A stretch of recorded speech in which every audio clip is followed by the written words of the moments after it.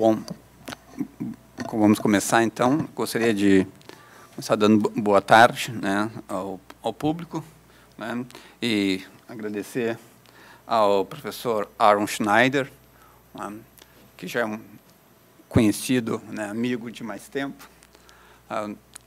Né, conheci o Aaron fazem alguns anos aqui em Porto Alegre. Né. Deixa eu fazer agradeço, né, a presença do professor Aaron aqui com a gente. Né. O professor Aaron, né, ele tem um PhD em Ciências Sociais, Ciência Política, por Universidade da Califórnia, em Berkeley.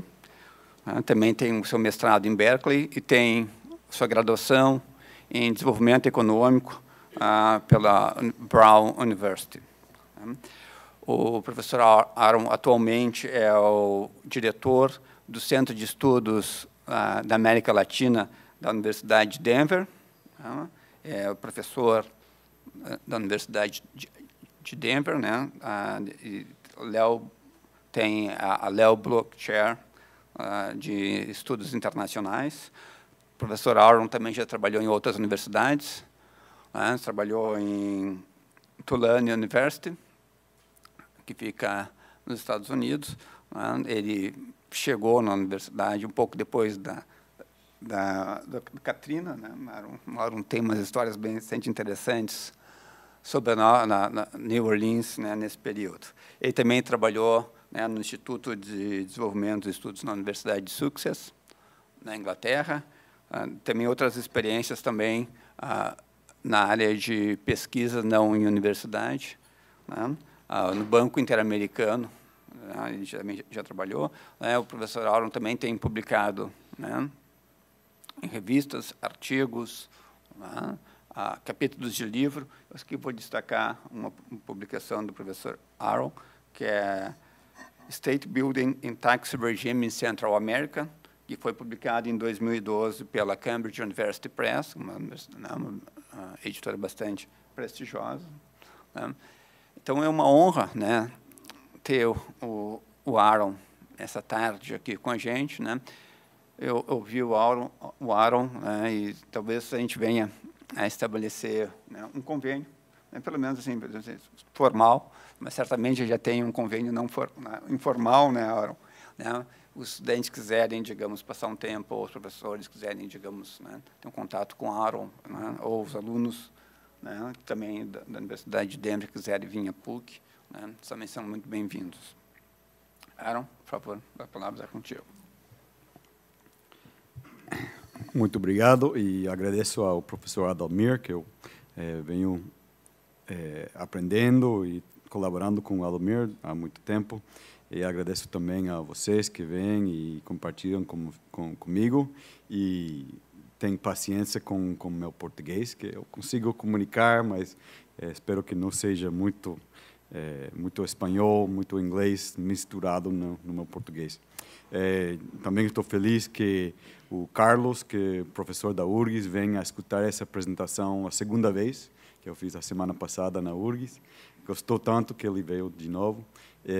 Está aqui minha mulher, Rebeca, e minha filha, que sempre é bom compartilhar com elas, e com minha tia Anne, que vem de São Luís, estar com nós aqui em Porto Alegre durante esta visita. Eu estou aqui para um mês esta visita e eu espero estar aqui em Porto Alegre em 3 meses no ano que vem. Então, esse acordo com PUC, com URGS, pode ser um começo de intercâmbio, de oportunidades de colaboração.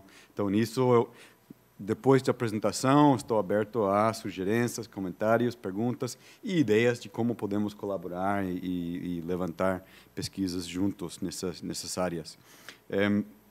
Eu vou apresentar hoje o framework, um esquema de comparação entre Brasil e Índia, um trabalho que eu estou avançando agora. Passei 6 meses na Índia e agora estou no Brasil um tempo e espero passar mais no ano que vem para fazer essa comparação. E a comparação vem com uma observação de que a forma que os países insertem se inserem na economia política internacional, afeta seus próprios estruturas de classe, as estruturas sociais. Então, as modificações que tem, que uma classe fica mais forte, com mais recursos, outro grupo social fica mais fraco, essas mudanças têm que ser acomodadas nas instituições políticas.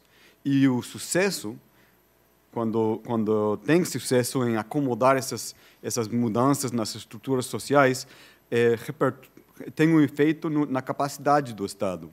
E a capacidade do Estado de incorporar esses elementos sociais domésticos. E essa capacidade do Estado não é só capacidade para os desafios nacionais, mas depois de acomodar esses grupos sociais, essa nova capacidade estadual está projetada para a economia política internacional. Então, aí estou vendo que o Brasil, a Índia, são países emergentes, têm isso em comum. Mas a forma que eles incorporaram diferentes setores sociais, que mobilizaram nos últimos 30 anos, a forma que eles institucionalizaram a incorporação desses grupos, afeta o tipo e quantidade de capacidade que os Estados têm. Então, por isso que eles insertam na economia global, novamente, de novas formas, mas em forma diferente. Então, um pouco o que eu quero observar e analisar é esse processo de mudança na estrutura social doméstica e como isso afeta a inserção internacional, com a capacidade do Estado como o processo intermediário entre esse processo doméstico e internacional. Isso mobiliza alguns contextos, alguns conceitos e obras da literatura de ciência política, de sociologia, de economia. Então, o primeiro conceito que eu utilizo é a incorporação democrática, a profundização das democracias. Então, tem um trabalho de James Holston, intitulado Insurgent Citizenship, que ele escreveu sobre o Brasil, onde ele descreve o processo de mobilização de novos atores, novas identidades sociais na sociedade do Brasil e o processo de articulação de demandas desses grupos e incorporação política desses grupos novos mobilizados na sociedade. Também mobilizo ou entendo que é importante o conceito da capacidade do Estado. Mas aqui eu aprendi do Eugene Weber e de Michael Mann que a profundização da democracia pode ter um impacto na capacidade do Estado, dando legitimidade ao Estado. E o que Weber estuda é o caso francês. E o título do livro que ele escreveu é Peasants into Frenchmen, o campesino até um francês. E a ideia é que, com a Revolução Francesa, mobiliza novos atores sociais a ser não só campesinos, mas cidadãos.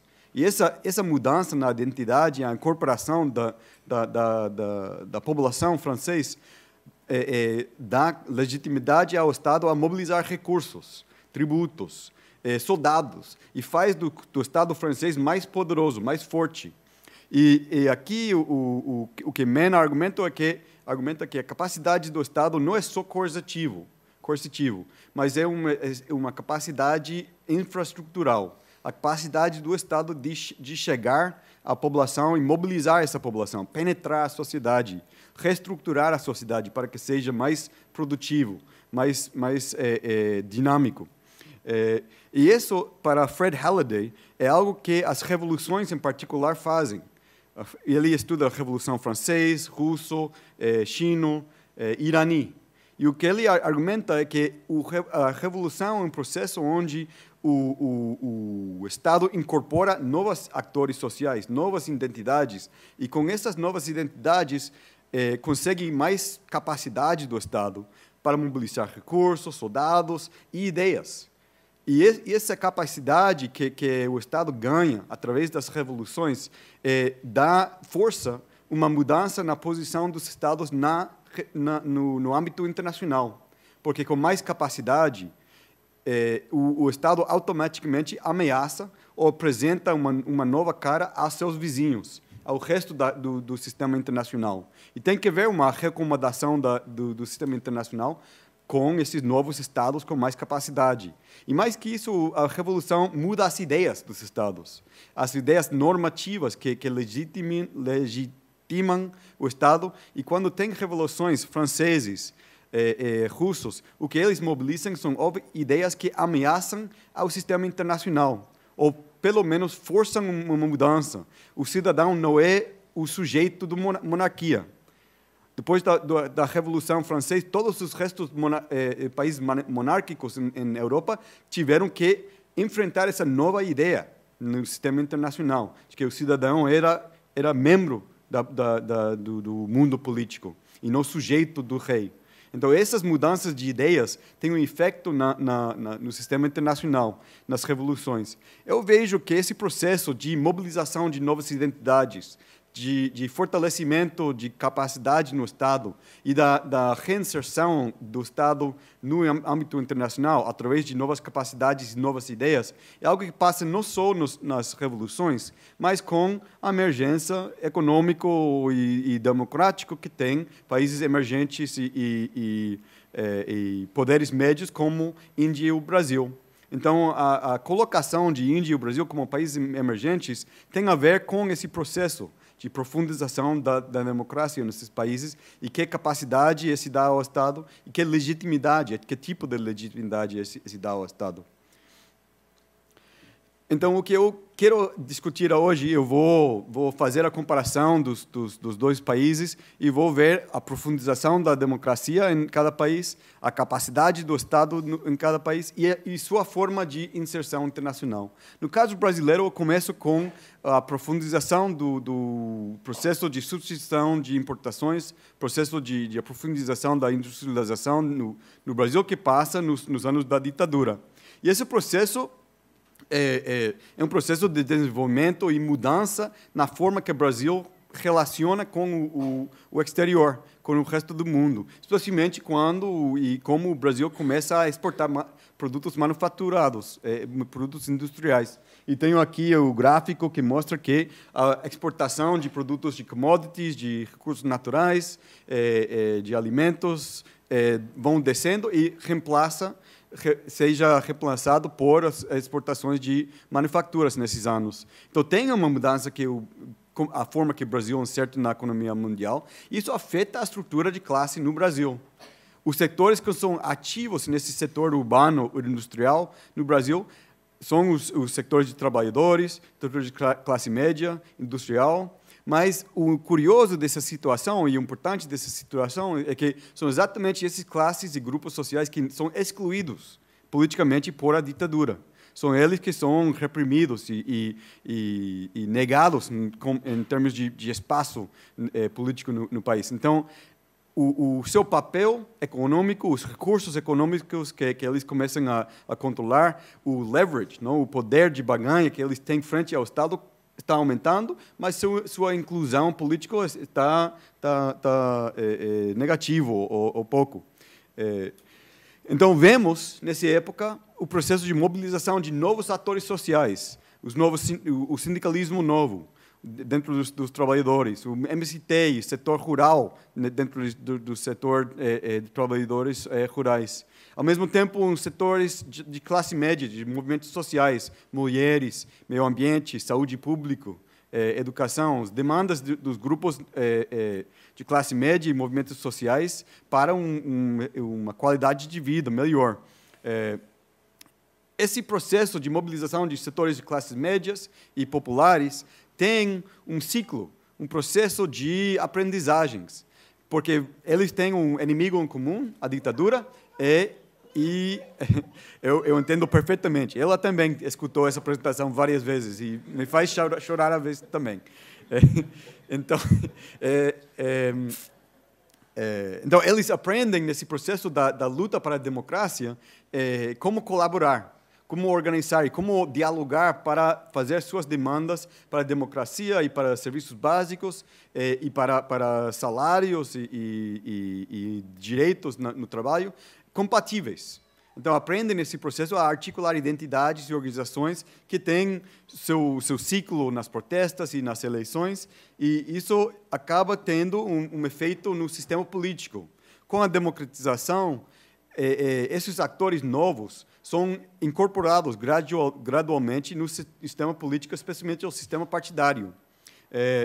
E aqui tem uma dinâmica interessante que passa nos anos 90, onde o debate político já não é a democracia, mas é a liberalização.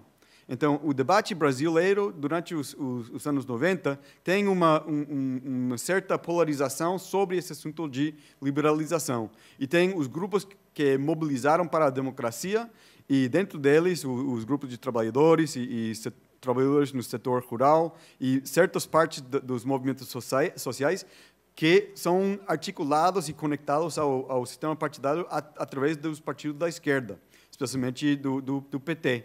E eles formam um bloco social, uma coalição social, no lado esquerdo do sistema político, que está oposto aos processos de abertura de mercado, e, ao mesmo tempo, defendem os direitos que estão escritos na Constituição e a expansão de programas sociais e processos de descentralização, e tem um impacto nos sistemas de saúde e de educação, tem um aumento durante esses anos. Esse gráfico começa com, o gráfico da direita começa com 95.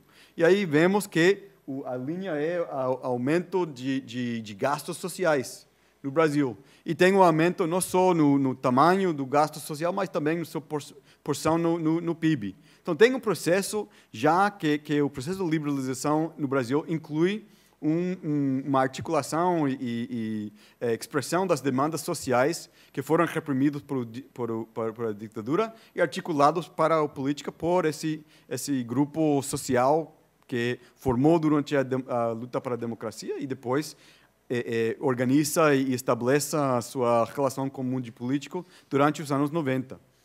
Ao mesmo tempo, ao nível de elite, existe um processo de imposição da liberalização, do ajuste. E esse ajuste tem certas características que são importantes de ressaltar, porque tem uma diferença, um contraste com o caso indiano, que o ajuste no Brasil inclui um aumento na tributação para o ajuste fiscal da estabilização da economia. E a forma que esse tipo de ajuste está imposto obedece a uma lógica de elite política e instituições políticas, que o governo no Brasil, o presidente, o executivo no Brasil, tem vários poderes e privilégios institucionais que faz possível que o executivo impõe um programa de ajuste, um programa de liberalização, e foi assim que foi imposto no Brasil, esse processo, com vários mecanismos de imposição, e quando o presidente quer, teve um mecanismo de medida provisória. Aqui temos que, não lê muito bem, mas vemos que o Fernando Henrique usou mais que 2.500 vezes em cada mandato, então mais que 5.000 vezes no seu mandato medida provisória. Então, tem um instrumento para impor as políticas que o governo quiser. Mas também tem um mecanismo para formar coalições dentro do parlamento, dentro do legislativo. Isso é o processo que vemos, que começa nesses anos, o presidencialismo de coalição, que o executivo tem várias formas de atrair aliados a seu lado e fazer uma maioria, supermaioria de bancada no Congresso e passar as leis que quiser. E isso inclui emendas constitucionais. Então, o Brasil, o Fernando Henrique passou 33, e Lula 31, e Dilma já passou, eu acho que 13. Então, a capacidade de passar emendas, a necessidade de supermaioria para uma emenda não é um obstáculo para os presidentes do Brasil, que têm vários poderes institucionais e privilégios executivos para passar o que querem. O interessante do ajuste que passa no Brasil e começa a expressar esse balanço entre o que era uma incorporação dos demandas sociais, ao mesmo tempo que tem essas instituições dentro da elite política, a forma que o aumento de tributos foi feito. E uma boa parte do aumento vem por contribuições sociais. Então, ao nível federal, uma boa parte da expansão de ingresso é em forma de contribuições. E a razão que isso é interessante, porque expressa como o aumento de ingresso teve que ser legitimado frente a essas demandas sociais articuladas por o sistema político que mantém uma polarização, uma diferenciação entre esquerda e direita no mundo político.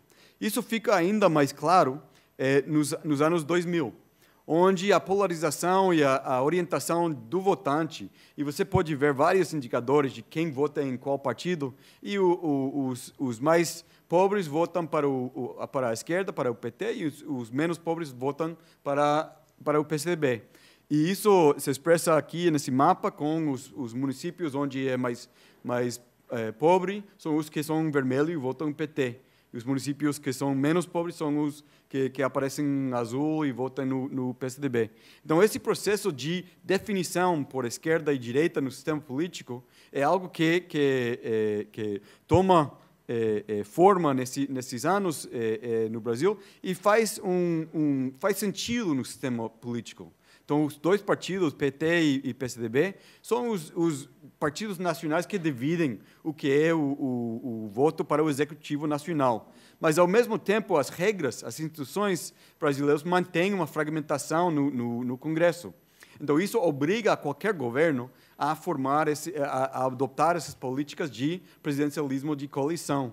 Então, vai ter essa ambiguidade na implementação de programa de governo, porque tem que lidar com esse tipo de processo político. Então, vemos que essa definição de esquerda-direita, de demandas sociais, articulação de grupos sociais anteriormente excluídos, agora incorporados por o sistema político, tem sua expressão nos mecanismos de incorporação, a forma que eles são incorporados no Estado, no regime, no sistema político. Então, primeiro é o sistema partidário, que define por essa divisão de esquerda e direita.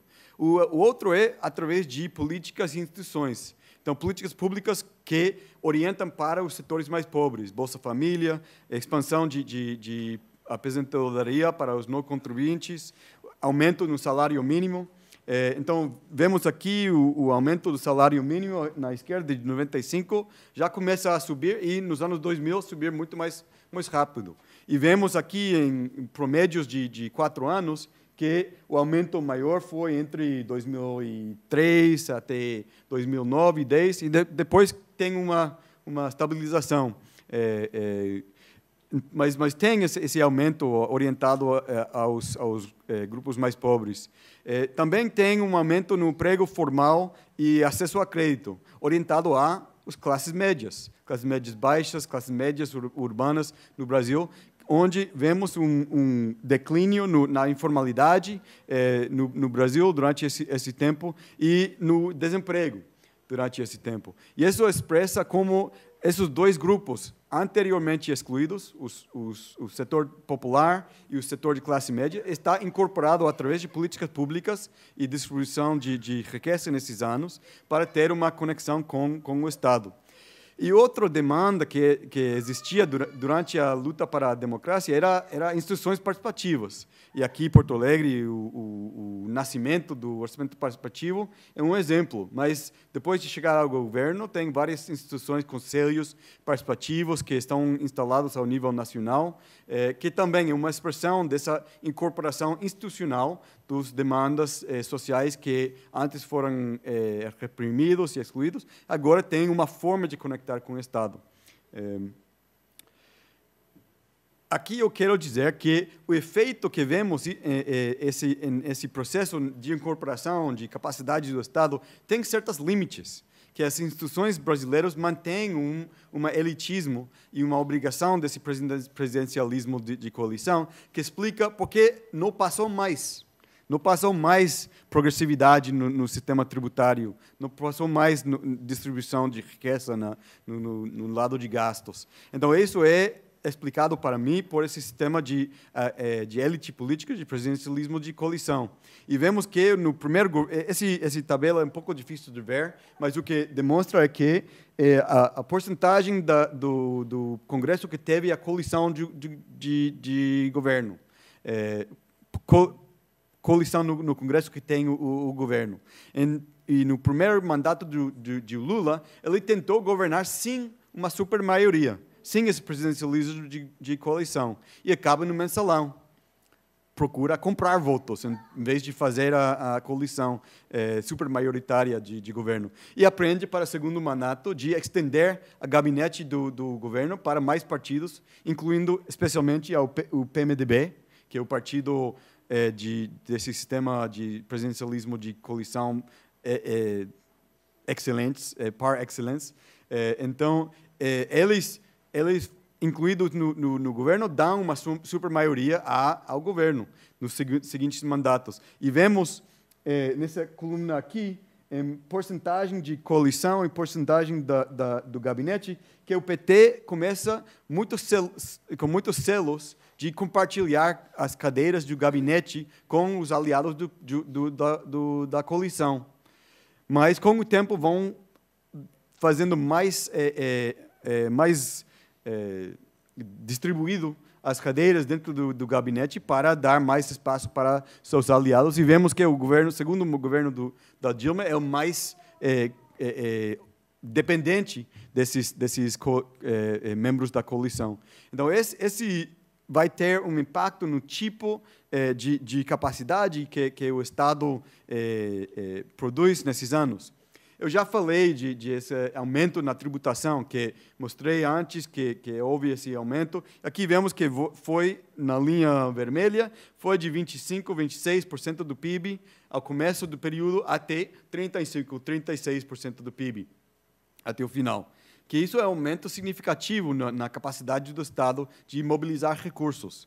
E essa mobilização contraste com o padrão na Índia, onde a mobilização de recursos fica em 15%, 16% do PIB. É basicamente estagnado durante esse período. E pode argumentar que o Brasil é diferente, estruturalmente mais industrializado, mas tem diferente forma de conectar com a economia internacional, mas controlando para as variáveis que tradicionalmente explicam o esforço tributário, o Brasil está mais ou menos onde esperaríamos que está, por um país que tem a estrutura que está o Brasil. A predição dos estudos do FMI e outros são que o Brasil tributa a 35% e está mais ou menos aí, 98% do esperado. No caso indiano, está a metade do esperado. Então, muito mais baixo do esperado em termos de capacidade do Estado. Então, já vemos que tem uma diferença na forma que a capacidade do Estado foi desenvolvendo nos dois países. E isso se expressa também no lado social, que no Brasil a expressão desse aumento de capacidade é um aumento no gasto social, na proteção social. Então, gasto de saúde, gasto de educação por estudante, aumenta no Brasil e está basicamente parado na Índia.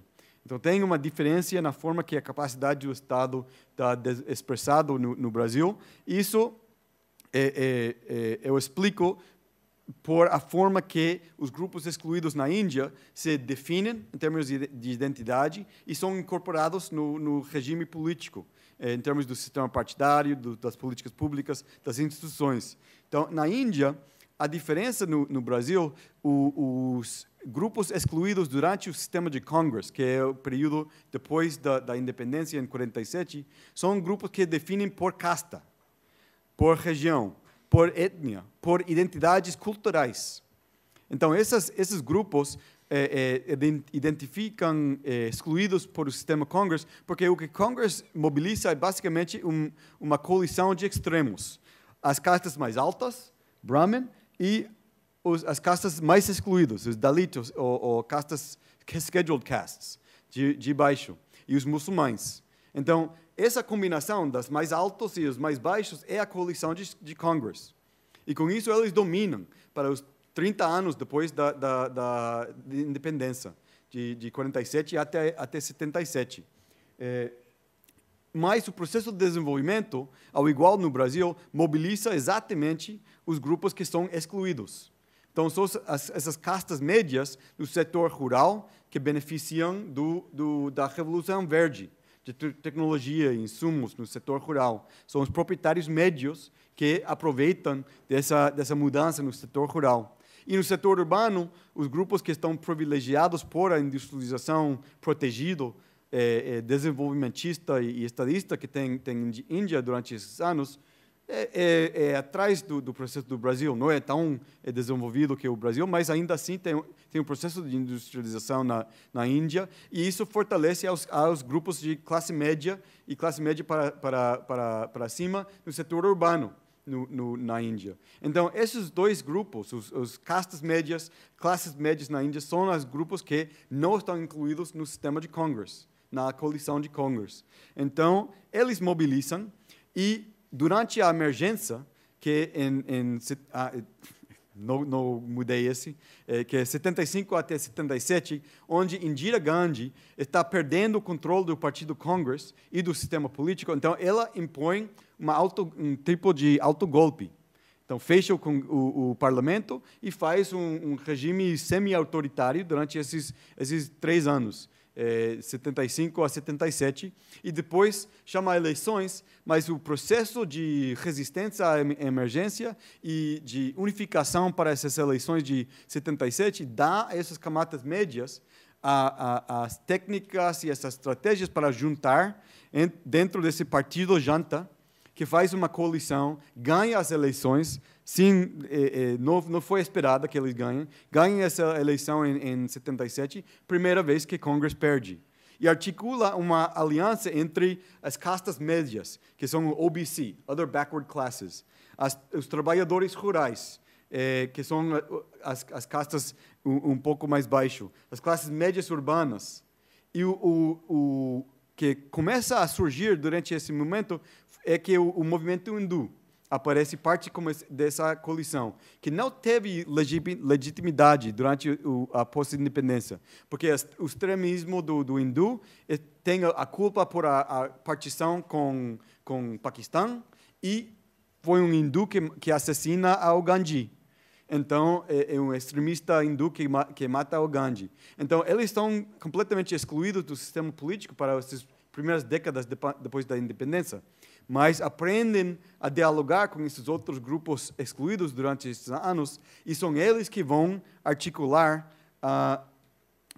o que é a polarização na Índia depois, porque são eles que podem explicar uma aliança de todas essas culturas, essas castas médias, interesses regionais, como uma família hindu. Então, eles oferecem esse argumento para juntar essas camadas médias na Índia, ao mesmo tempo que Congress procura sempre mobilizar sua coalição de sandwich, não? De em cima com baixo. Então, isso vira, e aqui temos uma foto do templo que os hindus, a mesquita que os hindus destruem para provocar essa orientação da política sobre identidade, sobre a família hindu e as comunidades de cultura na Índia. Então, essa é a orientação da política na Índia. Isso tem a ver com o processo da liberalização na Índia. Então, nos anos 90, a liberalização não é o assunto que orienta a política. No Brasil, tem essa orientação esquerda-direita, que está orientada sobre esse assunto chave na economia e na sociedade da liberalização. Na Índia, isso não é o assunto-chave na política. O assunto-chave é essa disputa comunal, cultural. Quais vão ser os grupos sociais, grupos étnicos e identidade que vão juntar para fazer coalição, para fazer governo. Então, o liberalismo na Índia está feito aos escondidos. Liberalism by stealth, eles dizem. Onde as políticas de liberalização são tomadas por regulação do executivo, que o executivo impõe uma liberalização do comércio, ou privatização, ou mudança no regime cambiário, sem consultar, sem debater no Congresso, no parlamento. ou descentralizar as reformas, fazer que os estados implementem as políticas de liberalização, que não fica no centro do debate político. Isso faz que a liberalização tenha certas características diferentes que o Brasil, que na Índia não houve o ajuste. Aqui temos os déficits primários. Isso é negativo. Então, começa menos 4 do PIB e não sobe disso. Só vai para baixo, menos 8, menos 9% do PIB. Talvez chegue a menos 6 quando tem crescimento maior, mas mantém um déficit primário na Índia. Não tem o ajuste fiscal que tem no Brasil. Mas tampouco tem gasto social. Eles não mobilizam recursos nem para o ajuste, nem para o gasto social. Então, tem uma forma de liberalização que é bem diferente que o processo no Brasil. E parte é porque a liberalização na Índia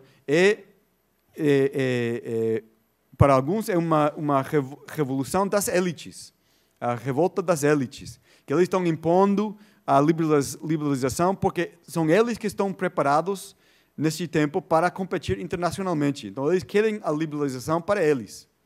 Então, não querem tributar, mas não querem gasto social, querem liberalizar a economia para que as grandes companhias que foram protegidas agora podem abrir e competir internacionalmente. Então, era um tipo de liberalização focalizado na empresa nacional grande, capital grande. Mas inclui mecanismos de incorporação. Mas esses mecanismos de incorporação têm que responder não aos grupos sociais identificados por classe, que é o caso brasileiro, mas por os grupos sociais identificados por cultura, por identidade. Então, esses grupos dominam em certos estados. Então, a Índia descentraliza gastos e responsabilidades para os estados na Índia, porque eles controlam esses grupos de identidade através de partidos dominados por uma casta ou outra, podem controlar recursos, porque controlam um estado ou outro. Também estendem reservações. Então, na Índia tem política de quotas, que estava na Constituição para as castas mais baixas. Isso era a tática de Congress, incorporar certos setores das castas mais excluídas, Dalit e castas scheduled castes. Bom, essas agora estão estendidas a essas camadas médias, as OBC, com o argumento que foram excluídos antes, agora precisam de uma cota de inclusão para o serviço público, para a educação superior, etc. Então, usa essas políticas para beneficiar, para chegar aos grupos de castas específicas em cada região, que são as castas médias, OBC, que estão em cada região, que são diferentes em cada região. Tem uma mobilização para o setor médio indiana, que durante esse período da industrialização fica mais forte, mais grande a classe profissional urbana, que tem reclamo para o Estado indiano que é corrupto, ineficiente. Então, para eles, o importante é um estabelecimento de leis que colocam direitos universais, direitos à educação, direitos à comida, direito à informação, para monitorear o governo. Então, essas demandas de universalizar direitos em lei, a gente vem esses setores de classe média, mas não tem nenhum gasto. Implicam gasto, mas não tem nenhum gasto automático para manter esses direitos. Então, são coisas da classe média de colocar direitos na lei, sem o gasto que vai pagar para esses direitos.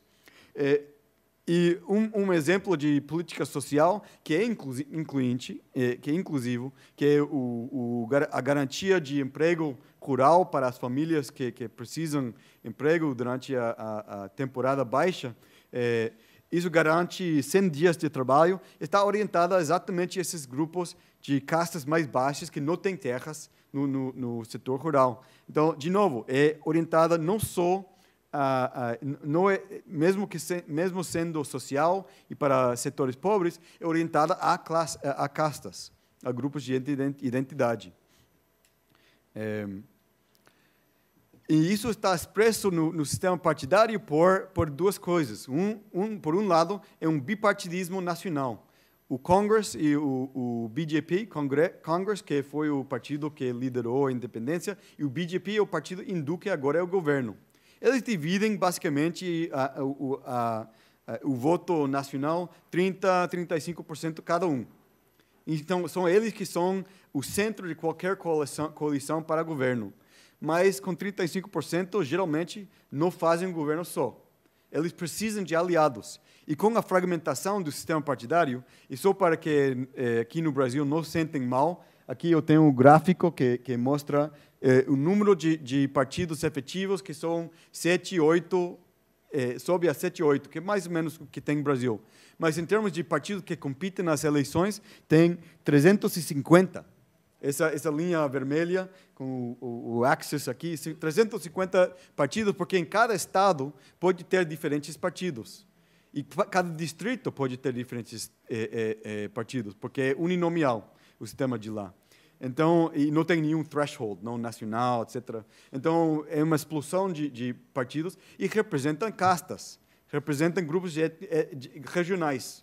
Tem partido que só representa um estado e advoga para esse estado. Então, o sistema partidário indiano é um sistema onde o Partido Nacional, Congresso ou BJP, tem que fazer alianças com vários grupos étnicos regionais de casta que têm seus próprios partidos. Então, vemos nesse gráfico aqui o aumento dos partidos regionais, que é o rosado, o aumento de partidos de certas castas que só existem em um estado ou outro estado que representam essas castas médias de OBC, que são o BJP, BSP, SP, RJD, etc. Essas linhas de baixo. E vemos que a esquerda, essa aqui do morado, ele vem descendo. Isso é uma das perguntas abertas que na Índia eu fiz um seminário e convidei colegas para fazer a pergunta: como é que os grupos excluídos mobilizam identidades e procuram uma incorporação na Índia? Porque houve uma profundização na Índia da democracia com a inclusão de várias identidades. Mas a esquerda não foi capaz de articular essas identidades de casta com o que são diferenças reais, desigualdade real de classe. Mas a esquerda não foi capaz de articular isso com as identidades culturais que foram mobilizadas nesse tempo. Então, a esquerda vai perdendo espaço. Isso é algo que tem que ser explicado na Índia. Então, eu fiz um seminário, convidei colegas para estudar essa pergunta. Como é que grupos excluídos são incluídos na Índia? E por que a esquerda não conseguiu articular esse tipo de coalição? Mas o fato de que o debate político seja sobre identidade e cultura faz essa diferença em como essas coalições vão ser articuladas, que vão ser articuladas através de um patchwork, uma coleção de identidades culturais que não respeitam diferentes de classe, direita e esquerda. Então, isso tem uma expressão na capacidade do Estado. Já vimos que na Índia não existe essa capacidade de ação coletiva, de mobilizar recursos massivos através da sociedade, de uma coalição de grupos populares e grupos médios para uma coalição social-demócrata, digamos, para apoiar a expansão do Estado. Na Índia, a capacidade é outra. A capacidade é mais para aterrissar, para enraizar em certos setores. Então, onde o Estado encontra uma aliança com grupos de elite ou de casta expressivos em setores dinâmicos, ele consegue negociar formas de melhorar sua produção, seu dinamismo. Então, tem uma capacidade do Estado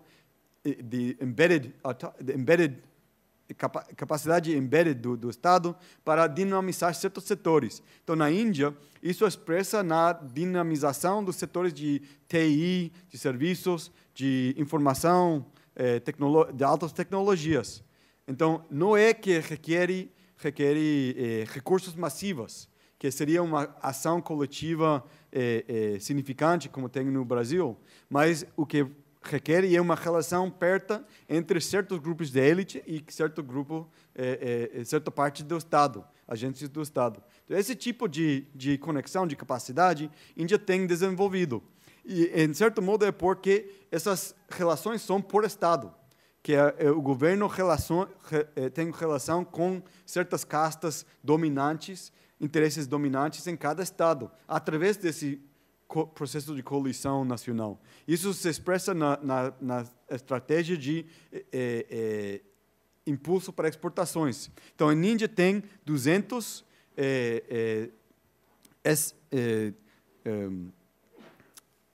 Export Processing Zones, não? Que é o que é Manaus. O Brasil tem um. Na Índia tem 200. Tem 800 aprovados e 200 em caminho. Isso é porque cada governo estadual procura competir oferecendo o melhor incentivo, benefício, e, no meu ver, é demais, é generoso demais em termos de desregulação e desoneração de tributação, mas o que articula é uma aliança entre Estado e os setores dinâmicos para promover a exportação, especialmente em setores de serviços, em setores de informática e tecnológico. E esse tipo de capacidade do Estado, no caso brasileiro, é uma capacidade de ação coletivo, dessa coalição de classe média, classe popular, e na Índia, entre o Estado e certos setores de elite dinâmicos dentro dessas coalições de casta e de identidade, faz que os dois países tenham uma inserção internacional, um posicionamento internacional que é diferente. O Brasil, especialmente com Lula, mas também com a Dilma, o que um poder médio, emergente, ocupa no sistema mundial é uma posição mediador, uma posição intermediária entre os países que são mais fortes e os países menos fortes. Mas como definimos essa diferenciação? Para o Brasil, faz sentido. A normativa da inclusão no Brasil faz que o Brasil representa a voz dos países pobres, o Sul frente ao Norte. Isso é a posição que Lula por seu caminho e o PT por seu caminho, e essa coalição social que tem no Brasil articula para sua identidade internacional. No caso indiano, é uma identidade intercultural, onde o que a Índia apresenta é a possibilidade de tolerância, de negociar entre culturas, entre a cultura do Oriente, do West and the Rest, Oriente e não Oriente. Então, essa posição intermediária faz que os dois países querem um sistema mundial mais aberto, mais incluinte, mais heterodoxo em termos de políticas aceitáveis no mundo internacional, mas tem diferenças na forma que eles se posicionam na economia internacional. Isso, eles têm essa possibilidade porque são emergentes. Os dois são dinâmicos, crescendo em termos de PIB per capita, mas vemos algumas diferenças na forma que estão crescendo, que o Brasil ainda está em frente em termos absolutos, mas ainda vai, em termos de PIB absoluto, vai chegando ao Brasil, em termos de tamanho. PIB per capita ainda fica menor. Mas na forma que integra internacionalmente, o Brasil depende muito mais do mercado interno. O amarelo, laranja, a cor laranja aí é o Brasil. Índia, comércio como porcentagem do PIB, o azul é muito mais alto, mais que 50%. O Brasil é um país grande, então não deve de depender só no mercado internacional, mas o fato de Índia insertar muito mais agressivamente em termos de comércio é expressado aqui. E outra vez, vemos aqui em termos de comércio e serviços que a Índia aumentou muito e o Brasil tem um leve aumento, mas é muito menos. Que aqui é azul e verde de baixo. Para inversão externa, os dois seguem sendo atraentes para o capital externo. O Brasil muito mais em termos absolutos e relativos, mas isso tem a ver com a história de problemas de balanço de pagamento e a estratégia de estabilização no Brasil de taxas altas de juros para atrair capital. Então, faz parte dessa estratégia de seguir atraindo capital externo e tem esse boom de inversão externo. E também Brasil e Índia vão aumentando sua inserção internacional através do capital brasileiro no exterior, indiano no exterior. Mas temos que ter, e aqui embaixo é esse aumento nos dois lados, verde e amarelo. Brasil um pouco mais alto, Índia um pouco mais alto, mas os dois crescendo. Mas aqui temos que ter um pouco de cautela nos números, porque os dois mostram que o maior investidor é um paraíso fiscal. Ilhas Caimão no Brasil e Mauritius em Índia. Isso porque uma parte desse capital é brasileiro, que vai para a Ilha Caimão para evadir impostos e volta como se fosse investimento externo. E, obviamente, não é dinheiro, é capital brasileiro. Igual que na Índia, é um round trip. Mas vemos que essa inserção internacional é expressada em outras formas também. Essas diferenças são expressadas em outras formas também. E que o Brasil aposta nas campeões nacionais. Então, a estratégia do Brasil é juntar, concentrar o poder de alguma empresa no Brasil para que seja dominante e depois estender a posição dele no mercado internacional, comprando ativos e interesses internacionalmente. O Ambev, o JBS, o Vale. Então, eles crescem ser dominantes nacionalmente e depois extendem fazendo a mesma atividade no exterior.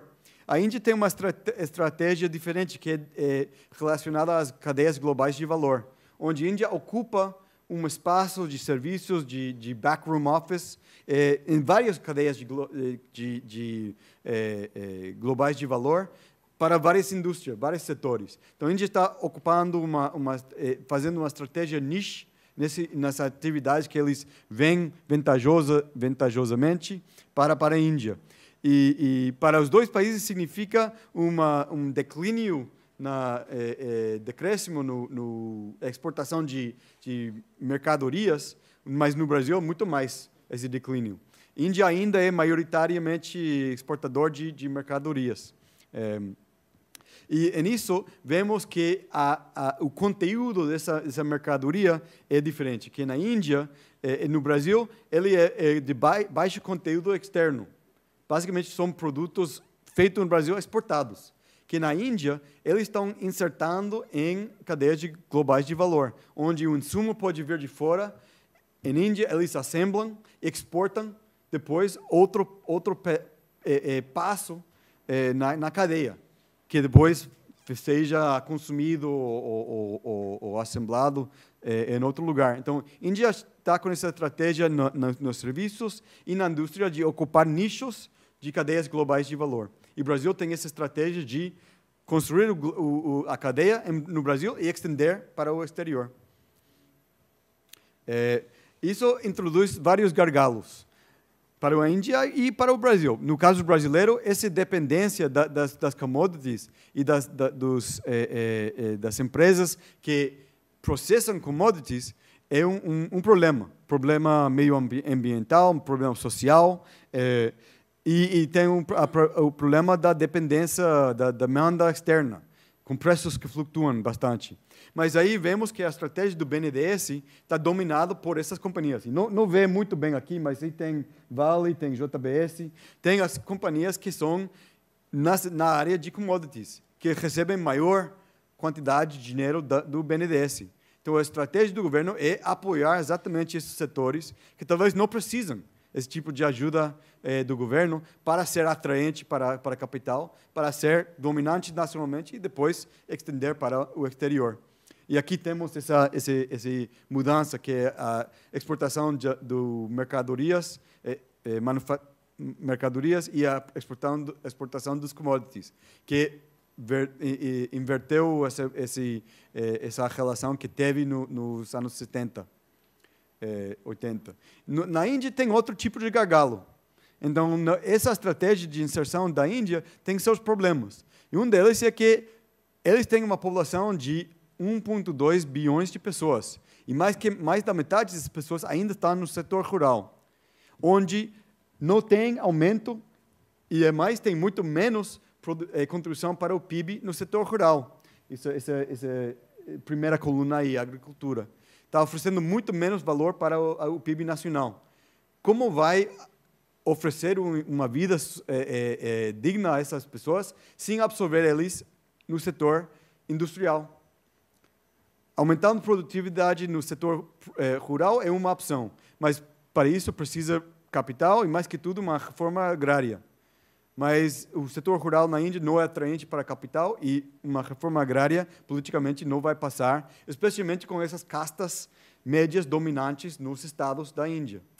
Então, não vai haver um aumento na produtividade no setor rural e sim um processo de industrialização como o setor dinâmico da economia. Eu não sei como eles vão absorver toda essa população. Mas o setor que é mais dinâmico, por essa estratégia de inserção internacional, é o setor serviços. E aí vemos que os setores que vão crescendo é comércio, finanças, administração pública, são os serviços. Então, é aí que é o dinamismo da economia e não sei como pode absorver essa quantidade de pessoas. Os serviços estão ocupando, se é muito, 100 milhões de pessoas. E os serviços dinâmicos, digamos, que são competitivos internacionalmente, são só uma parte desses. Então, não sei como você pode absorver toda essa população só com serviços que não absorvem a população. E com pouca capacidade fiscal, não tem a possibilidade de investir o capital estadual em a indústria ou no setor agrícola para absorver essa população e dar uma vida digna a eles. Então, aqui temos taxas de inversão, e a taxa de inversão pública vai descendo. Teve um momento onde a inversão privada subiu, mas depois declinou. Então, a Índia simplesmente não está mobilizando as grandes quantidades de recursos através de ação coletiva para investir e transformar esse tipo de economia. Então, isso deixa gargalos para os dois países. No meu entender, na Índia, a pergunta aberta é como eles vão absorver essas populações. Por que não houve essa capacidade de incorporar os setores excluídos numa forma que fortalece o Estado, a capacidade do Estado para a ação coletiva? E que foi uma capacidade do Estado limitado a esse tipo de inserção. E no Brasil, a pergunta é como o Brasil vai insertar na economia internacional de uma forma mais estratégica, mais dinâmica, onde não depende das commodities, que tem esses custos sociais, custos meioambientais e limitações em termos de desenvolvimento. Então, aí vou deixar a pergunta aberta e agradeço a vocês para a paciência e a atenção.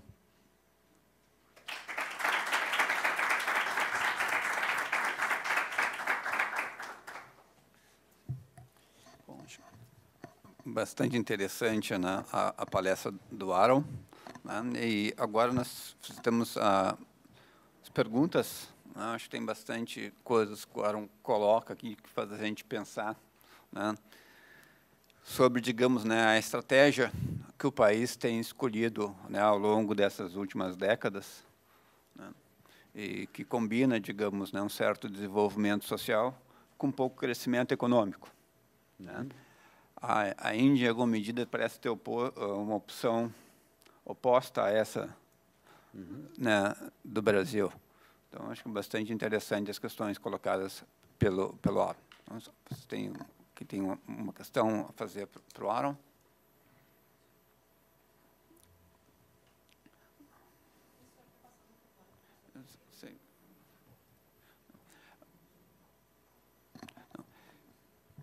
Quando as pessoas pensam ali, digamos, né, estava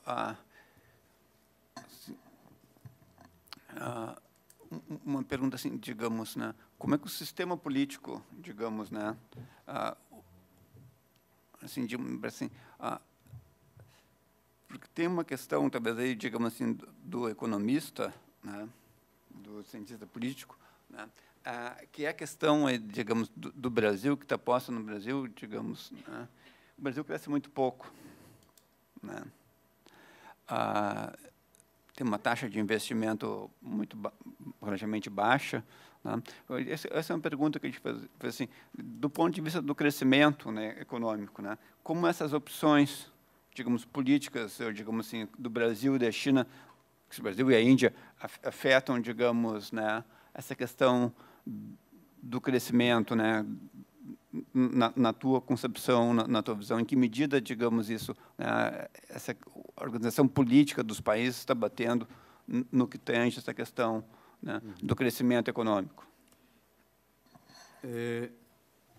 Bom, essa pergunta aí, esse contraste que você menciona de Índia ser um país de alto crescimento e baixo inclusão, ou esforço social, e o Brasil seja o oposto, baixo crescimento e alto esforço social de proteção social. Então, é interessante esse contraste. E tem a ver, eu acho, e esse é um pouco o que tem que explicar, um pouco como as formas de aprofundização da democracia fez que o Brasil optou para essa combinação. E como que a profundização da democracia na Índia fez essa opção possível. Então, uma forma de responder é um pouco pensar não só estratégia de crescimento, que eu acho que faz parte, mas eu acho que o Brasil está no momento, de novo, de aprofundizar sua democracia. Não? Então, as protestas de 2013 expressou as demandas sociais de pessoas que não foram incluídas nessa essa ciclo anterior de inclusão. Então, a inclusão que teve no processo democrático, de transição democrático no Brasil, era válido, era importante nesse momento de incluir esses grupos mobilizando nos anos 70 e 80 para a inclusão deles. E a forma que eles foram incluídos produz essa estratégia de baixo crescimento e alto esforço social, em termos da forma que foi implementado uma estratégia de desenvolvimento baseado em vantagens comparativas dos recursos naturais que tem o Brasil. Então, essa estratégia de desenvolvimento é fruto, foi o produto do processo político, que construi uma coalição social para o Estado durante esse tempo. Mas o fato disso deixar vários grupos excluídos em termos de serviços públicos, e isso é algo que ainda não está definido. Quem era que estava na rua em 2013? Então, uma parte deles era pessoas que reclamam e tem toda a razão de reclamar para melhores serviços públicos. Uma classe média baixa urbana que tem pouco serviço público, pouca qualidade no serviço público. E também uma classe média que vê que a prioridade do Estado era apoiar aos grandes interesses de capital nacional para se concentrar e estender no mercado internacional. E que isso deixou o investimento público e o investimento para esse setor de classe média muito baixo. Mas também tem grupos de direita que saíram na rua e também tem os reclamos que não foram incluídos. E o que eu vejo neles é que eles não querem pagar agora o custo do ajuste atual, que agora o Brasil está num momento de ajuste e os setores da direita que chegaram na rua não querem pagar o custo. Não querem pagar o custo que está nos gastos sociais e no tributo e querem que outros setores paguem o custo do ajuste. Então, não está definido ainda quem está na rua, quem é o grupo, quais são as identidades que têm que ser incluídos nesse novo momento de inclusão. Então, isso vai definir as possibilidades de que tipo de crescimento pode ter o Brasil no futuro. A resposta curta era que no Brasil uma estratégia diferente de insertar na economia internacional através talvez de aprender da experiência indiana, de escolher nichos e cadeias globais de valor, onde o Brasil pode ocupar um nicho e subir em termos de valor agregado, seria uma resposta adequada e curta a essa pergunta, mas não vejo como o Estado que o Brasil tem e a coalição que o Brasil tem agora pode adoptar esse tipo de estratégia, não? Então, vai depender de uma nova ronda, novo ciclo de inclusão para que seja outras capacidades do Estado para insertar atores econômicos nas cadeias globais de valor em outra forma e não depender desses campeões nacionais que concentram riqueza e posição no mercado nacional para depois se estender na região ou no mercado mundial, que é uma política, uma estratégia muito limitada. Limitada em termos das vantagens comparadas do Brasil e não as commodities e esses setores. Então, é uma pergunta que tem uma resposta econômica, mas atrás dessa resposta econômica, eu acho que tem uma política, uma pergunta política, que coalição social apoiaria a capacidade do Estado para dinamizar esses setores que são precisos para uma nova inserção internacional. Jean?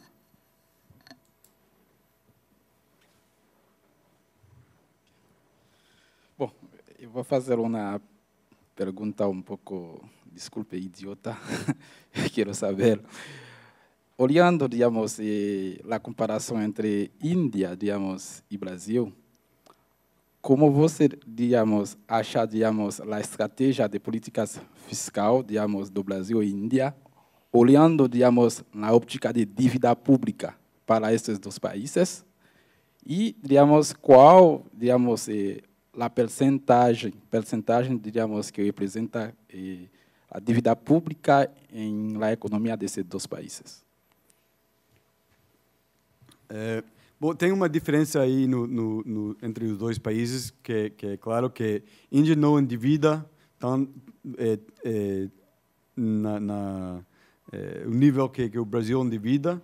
Isso faz parte do processo de ajuste e de estratégia dos dois países. No caso brasileiro, o endividamento faz parte dessa atração de capital externo. Então, faz parte do equilíbrio externo para cobrir os déficits de comércio externo que o Brasil mantém. Então, atrair capital e manter taxas de juros altas e a dívida pública alta faz parte desse ajuste que tem suas próprias contradições, obviamente, porque limita a capacidade de investimento do Estado, que a dívida do Brasil não é para investir, é para manter o balanço externo e balanço fiscal do governo. Então, uma estratégia de dívida meio estranho em termos de capacidade do Estado para invertir. Então, é problemático no caso brasileiro. No caso indiano, é menos o peso da dívida, especialmente a dívida externa. Eles dependem muito mais da dívida interna. Por um lado, porque não enfrentam os mesmos desequilíbrios externos para procurar um fluxo de capital, mas também porque eles liberalizaram muito menos seu mercado de capital. Então, não atraem esse capital externo nas mesmas taxas que o Brasil. Mas, para muitos observadores, a Índia pode endividar mais. E é um pouco estranho dizer que devem endividar mais, mas, na verdade, é um Estado pequeno. O Estado pode fazer muito mais em termos de investimento, especialmente em infraestrutura social, que ele está fazendo. Mas eles escolhem uma estratégia que inclui um endividamento público baixo e um Estado pequeno, um Estado relativamente pequeno. Então, para muitos críticos, eles podem endividar. É como se tivessem um cartão de crédito com baixas taxas e não estão usando. Então, poderiam até dinamizar a economia e setores da economia importantes para dinamizar, que não estão aproveitando. Então, isso seria um pouco a crítica ou a observação sobre a Índia, mas, de novo, é uma reflexo, uma expressão da estratégia que responde a esse tipo de Estado, esse tipo de inserção internacional que estão procurando. Para eles não é importante. O importante é atrair capital a esses setores estratégicos. A TI, serviços informáticos, e é aí que estão concentrando o endividamento e o capital externo. Mais que isso não interessam. Então, a estratégia do Brasil depende desse fluxo massivo de dinheiro externo até os cofres públicos, que faz difícil outro tipo de investimento, mas é parte desse tipo de Estado que construíram. Mas é bom ponto. Eu devo incluir assunto de dívida esse assunto fiscal, que até agora é só tributação e gasto, e deve também considerar dívida pública. Alessandro? Uma dúvida. Quando a gente pensa para comparar a inserção externa entre Brasil e Índia, tu falaste na questão dessa inserção brasileira como uma forma de liderança do Sul, e a Índia com essa inserção liberal.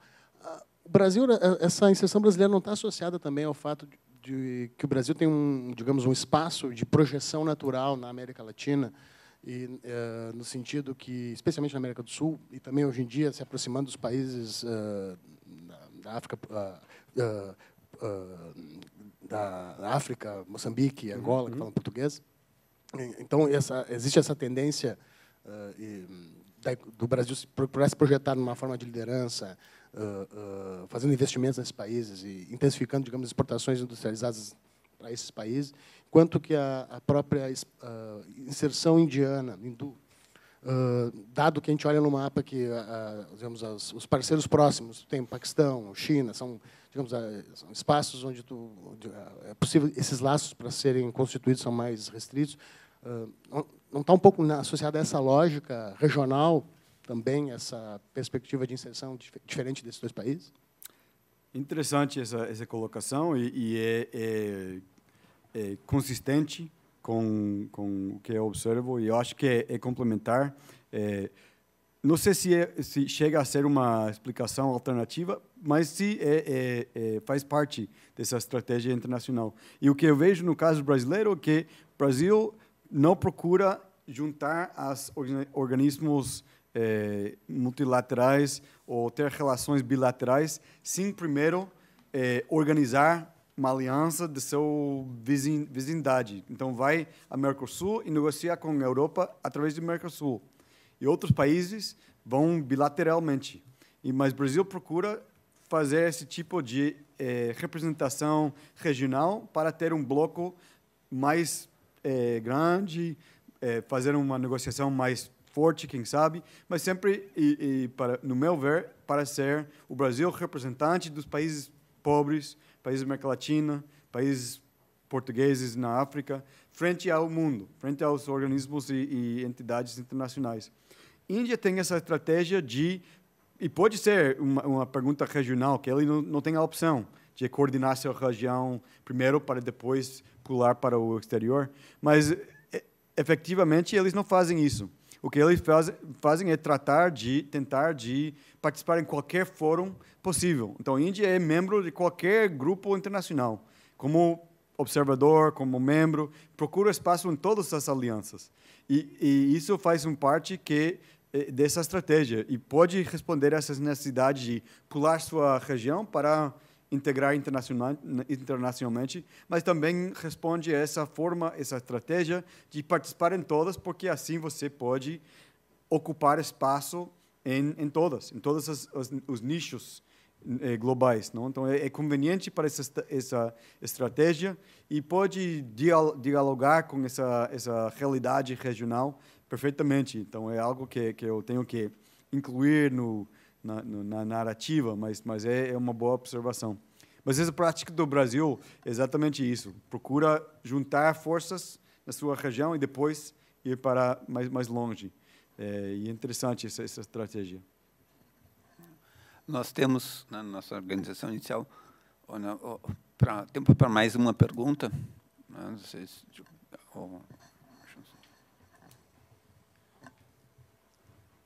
Também outra curiosidade, você falou que a população da Índia, mais da metade está no meio rural. E os setores de indústria e serviços, ou seja, a economia está centrada no setor de indústria e serviços que não vai absorver essa mão de obra. Ou seja, tem uma oferta aí elástica de mão de obra no meio rural. E, por outro lado, também não há, pela sua análise, um movimento que permita fazer uma mudança nessa perspectiva. como, por exemplo, uma reforma agrária, e essa seria uma questão. A reforma agrária, na sua visão, seria uma saída para que essa população fosse enfim, efetivamente colocada no setor de produção? E qual a perspectiva disso, né? Se fora disso, nós teríamos uma tendência, seria o aumento da pobreza. Não sei se você concorda com isso. Martins. Assim, repete a última... Repete essa última observação. Fora nós temos na tua análise, se eu entendi, há uma perspectiva de aumento de pobreza na Índia. Que a pobreza aumenta. Aumenta. Porque os setores da indústria não absorvem, o setor de serviço não absorve, e você não tem uma política efetiva de desenvolvimento no meio primário, no setor primário. Sim. Então, uma reforma agrária seria uma saída, na sua visão, e fora disso, de fato, se prevê, poderia-se acreditar que a pobreza aumentaria na Índia. E, no caso do Brasil, é uma situação um pouco parecida, porque, por muito tempo, também a gente abandonou a ideia de reforma agrária, embora esse debate hoje ele não existe por conta de que há uma crença de que não seria mais necessário uma reforma agrária no Brasil por conta de questões sociais, de melhoria na questão social e na produtividade no setor produtivo. Bom, diante disso, então, no caso do Brasil, nós também não vemos nenhum movimento forte que permita uma mudança na que a gente chama de divisão internacional do trabalho. Ou seja, o Brasil vai continuar sendo um exportador, um primário exportador. E isso vai implicar, obviamente, na questão da política fiscal, né? A gente não vai ter condição de sustentar, na verdade, essa conquista, digamos, social que obtivemos aí nesses últimos, pode-se dizer, 15, 20 anos. Bom, a primeira pergunta sobre a reforma agrária. Tem 2 estados na Índia onde realmente implementaram certa reforma agrária, que é Kerala e West Bengal, que são os 2 estados governados por os comunistas, para diferentes tempos. Em West Bengal, para 33 anos seguidos, e em Kerala vão alternando. Os comunistas e o Congress vão alternando no governo, mas por a presença forte dos comunistas no setor, no Estado, teve uma reforma agrária. Então, nesses 2 estados, o que vemos é um aumento na produtividade rural e declínio na pobreza no setor rural. Mas, depois disso, não pode reformar mais. Então, uma vez que foi completo a reforma agrária, como pode aumentar mais a produtividade e ingresso no setor rural, e não conseguiram. E, na verdade... Mas caberia na Índia? Então, caberia, no resto da Índia, caberia muito bem, e aumentaria a produtividade, e seria muito menos pobreza no setor rural, que é onde tem as misérias mais extremas. Então, sim, seria uma saída, mas tem que reconhecer que, no caso West Bengal e no caso Kerala, a reforma agrária mudou, em uma certa geração, a distribuição de riqueza e possibilidade de vida no setor rural. Mas, depois disso, como seguir desenvolvendo? Aí precisa novas técnicas, novas investimentos de capital, novos padrões de comércio, exportação, etc. Então, isso foi o gargalo que encontraram em West Bengal e em Kerala. De que depois da reforma agrária, depois de um tempo, precisavam fazer algo mais e não tinham como. Então, é uma saída importante para essa grande massa de pessoas que não moram em West Bengal e Kerala, mas depois disso vão ter que encontrar uma outra estratégia para o setor rural seguir desenvolvendo. Então, é uma saída temporária e importante, mas vão precisar de uma estratégia no futuro também. no caso brasileiro, que o Brasil vai seguir sendo exportador de commodities e produtos do agribusiness e tudo isso, isso tem a ver com esse debate, se deve haver ou não deve haver uma reforma agrária no Brasil, que o agribusiness ganhou esse argumento. Mas ainda assim tem movimentos e atores que estão insistindo que ainda é necessário, importante, e quando vemos a destruição ambiental e social que existe no setor rural brasileiro, tenho que pensar que pode existir outro tipo de produção no meio rural que seja menos danino para a sociedade. E uma reforma agrária pode fazer parte disso.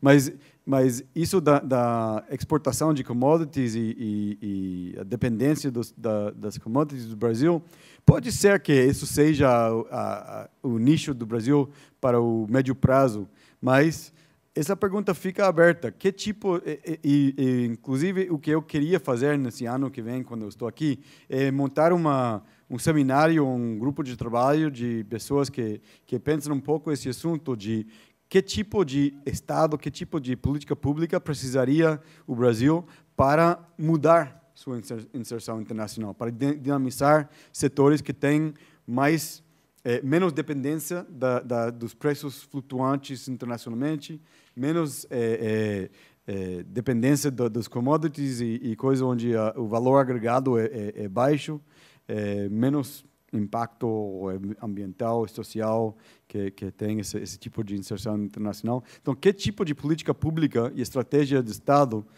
pode dinamizar esses setores alternativos? E, obviamente, o Brasil procurou, no passado, fazer exatamente isso, com essa industrialização e exportação de manufaturas, mercadorias. Então, não é que é impossível que um país muda sua posição internacional. E o Brasil tem feito no passado. Mas, obviamente, a forma que o Brasil ocupa posições de alto valor agregado nas cadeias globais de valor, numa época atual, vai precisar de uma política pública e um Estado diferente.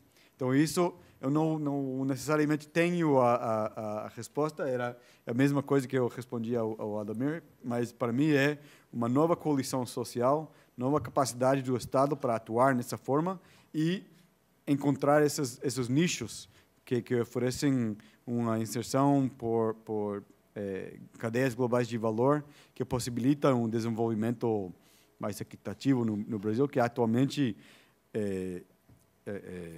exportando commodities não vai oferecer isso, na minha opinião.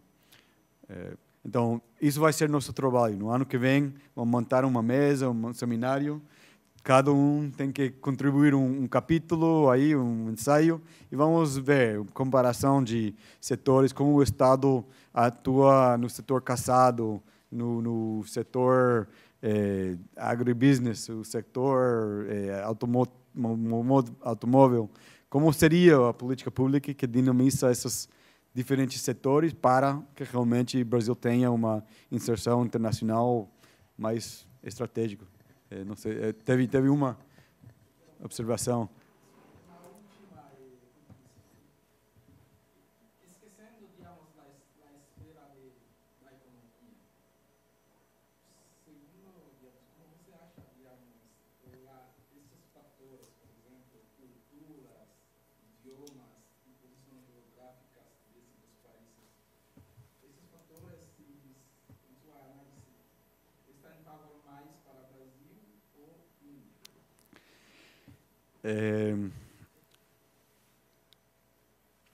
É difícil dizer. Os dois países têm esses gargalos, que eu acho que são verdadeiros. Eu acho que o gargalo político, digamos, nos dois países também é diferente. Que a Índia, essa polarização entre hindu e não hindu, esse tipo de polarização político é muito perigoso. E isso pode acabar com as práticas democráticas desse país e ameaça até as relações internacionais. A Índia está aproximando a Israel e tem uma estratégia internacional que começa a ser muito mais agressivo por causa desse tipo de cultura. Então, tem um problema político sério na Índia. No Brasil, essa pergunta dos novos grupos sociais mobilizando e demandando alguma incorporação e uma inclusão política, isso é um novo desafio político para o Brasil. E não está claro como vai ser resolvido. O PT não está mostrando-se capaz de fazer o que fez 30 anos atrás, de articular os grupos excluídos e levar eles para a política de uma forma organizada, de uma forma institucionalizada. Não está demonstrando essa capacidade. Então, se não existir uma relação institucionalizada entre esses grupos excluídos e uma eventual inclusão na democracia, isso é o desafio político para o Brasil, e não sei como vai ser resolvido. Então, em qual país a possibilidade é melhor? Politicamente, os dois têm desafios claros. E estamos num momento aberto nos dois. Não está claro onde vai ser resolvido essas perguntas, mas isso pode ser seu ensaio ao seminário no ano que vem, tá? Tá. Então, Bom, muito obrigado a vocês. Eu assim, agradeço a presença de vocês, né, mas agradeço em particular aqui o Aaron, né, que traz coisas, eu acho, interessantes, né, para um curso de economia, a gente começar a pensar. Claro que a gente tem que pensar lá em termos dos nossos modelos econométricos, nossas questões que, digamos, que definem um pouco o que é a economia, mas também pensar de modo mais amplo, né, do que simplesmente pensar, digamos, os nossos resultados, os nossos testes ali, ver se nós conseguimos mostrar que o coeficiente é aquilo que a gente esperava, o sinal que é esperado antes de fazer o teste. Eu acho que, digamos, pensar do ponto de vista das ciências sociais, né, também passa por essas questões, mas é muito mais amplo do que isso. Eu acho que a palestra do Aaron nos ajuda a ver isso. Então, agradeço bastante, a palestra foi bastante interessante, Aaron. E esperamos o Aaron ano que vem aqui para nos conversar, continuar nossa conversa com ele. Muito obrigado. Obrigado a vocês.